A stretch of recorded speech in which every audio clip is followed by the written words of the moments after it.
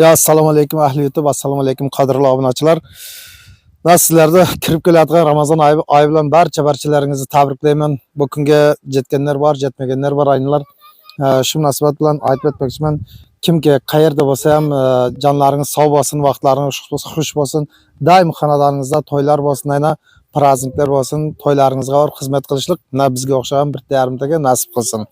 Shu o'rinda aytib o'tmoqchiman, shu musofirda yurgan aka-ukalarimizga, opa-singillarimizga niyat bilan qaysi davlatlarda, boshqa davlatlarda yurgan bo'lsa, Alloh taolo niyatlaringizga yetkazsin. Eson-omon sog' salomat uylaringizga kelib to'ylar qilingizlar, to'ylarga chaqiringizlar, to'ylaringizga xizmat qilishlik bizga nasib ro'za aylasin. Shu o'rinda aytib o'tmoqchiman, mamlakatimiz tinch bo'lsin.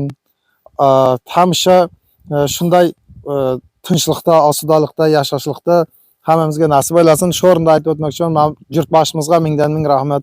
Yurtboshimizning bobomiz shunday sharoitlarni muhayyo qilib bergan. Shu tinchlikda, osudalikda yashab yuribmiz-da. Shu o'rinda aytib o'tmoqchiman, aziz do'stlar, kimki kimnidir xafa qilgan bo'lsam, men shaxsan o'zim kimnidir ko'ngli og'ritgan bo'lsam, kimnidir xafa qilgan bo'lsam, hammalaringizdan uzr so'rayman. Shu oyda kechiringizlar, ayna bu oy shunday oy, baxshanda oy.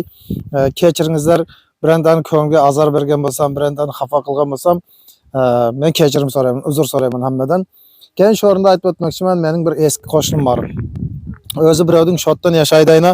Keyin vaqtda g'iybatchida g'iybat qilib yuradi. Shu g'iybatdan hech nima topmaydi. O'zi bir uradigan odam, yoshi mendan katta bo'ldi, xil yoshda bo'ldi. Shu 50 yoshda hali boshi tova qilib endi aytsam, tuyog'ini ayta beraman. Meniki ham g'iybat bo'lib ketmasin. Shunday odamlar g'iybatni to'xtatingizlar ayna. G'iybat kerak emas. G'iybat xotinlar bir ba'zi xotinlar ham qiladi. Men bu gap hammaga tegishli emas. Ba'zi gap egasini topib oladi o'zi. Shunday har kimni g'iybat qilguncha uning aytib ketsam, o'zini gapirib o'tsangiz, o'zining aybi muncha-muncha pashka o'jatir. Endi aybini aytib o'tirmayq. Shunday ekan aziz do'stlar, men hozir o'zim bo'linib kelganman, boshqaga men bir eski qo'shnim bor-da, endi shu eski qo'shnim haqida gap ketyapti. Ol bir o'zi bir nima deydi, birovning shotdan yashab yurgan odam. Yana bunaqda jirib oladida, shu ikkalla bir bo'lsa, shu birovni g'iybat qiladi. Mana odab borib nog'ajaman deydi, odab borib nog'ajaman deydi. Shu aytib, shundayki bo'lmayq. Shu Ramazon oyida ro'zalarimizni tutib nasib qilsa, halqa qilaq, nima deydi? Shu hamma narsa yaxshilikqa bo'lsin deydi.